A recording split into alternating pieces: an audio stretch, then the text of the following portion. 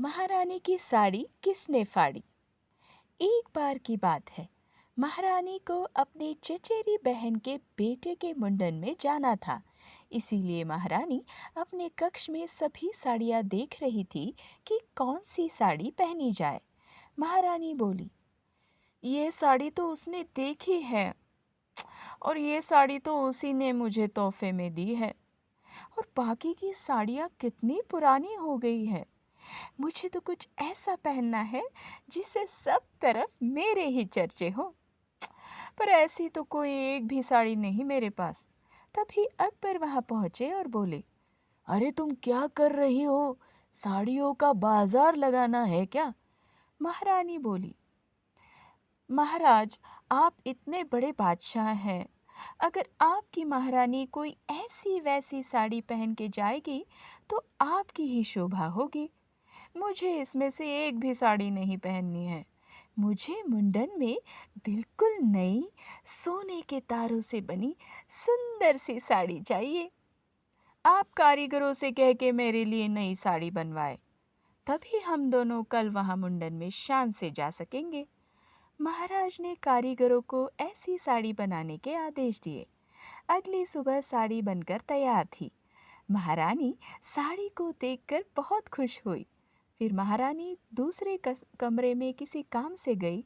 वापस आने पर देखा तो साड़ी में छेद हो गया था।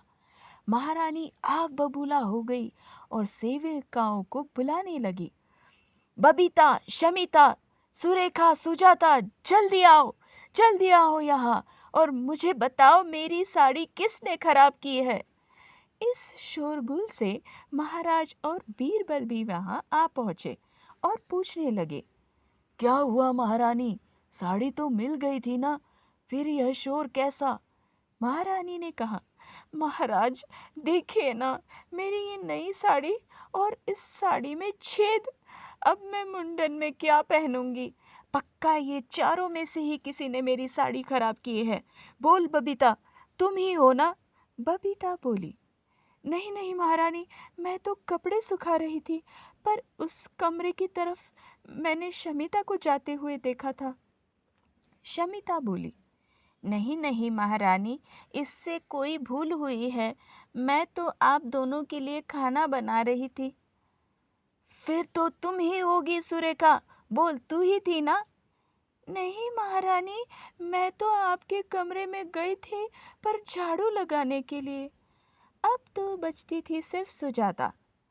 सुजाता, अपना गुनाह कबूल करो, तुमने ही मेरी साड़ी खराब की है।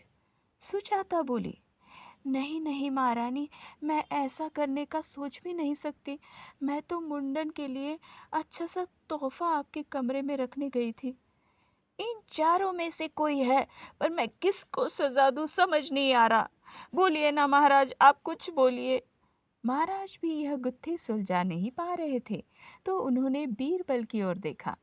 बीरबल आगे आए और बोले, जी महाराज, मैं उस व्यक्ति को तुरंत ही ढूंढ सकता हूँ। महारानी तुरंत बोली, तो कौन है वो जिसने मेरी साड़ी खराब की है? बीरबल बोले, सभी सेविकाएं सच बोल रही है सिवाय शमिता के, क्योंकि उसे पता था कि आप दोनों आज मुंडन में शामिल होने जा रहे हैं। तो फिर वो आपके लिए खाना क्यों बनाएगी भला? इसका मतलब वो झूठ बोल रही थी। शमिता डरकर सामने आई और बोली, महारानी, मैं आपकी साड़ी पर जचने वाली चूड़ियाँ देने आई थी, पर जब मैंने साड़ी हाथ में ली तो एक कील में अटक गई और गलती से थोड़ी सी फट गई। मुझे मुझे माफ़ कर दीजिए, ऐसी गलती दोबारा नहीं होगी। महारानी बोली, तुझे माफ़ कर दूँ? फिर मैं मुंडन में क्या पहनूं? तुम्हारी गलती की वजह से मेरे पास अब कोई साड़ी नहीं है।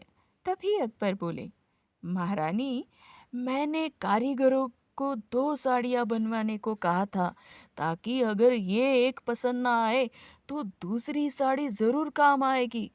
अब तो उसे माफ़ कर दीजिए, जो भी हुआ गलती से हुआ है। महारानी एकदम खुशी से झूम उठी। सच महाराज, आपने तो सब एक चुटकी में हल कर दिया। ठीक है, मैं इसे माफ़ करती हूँ।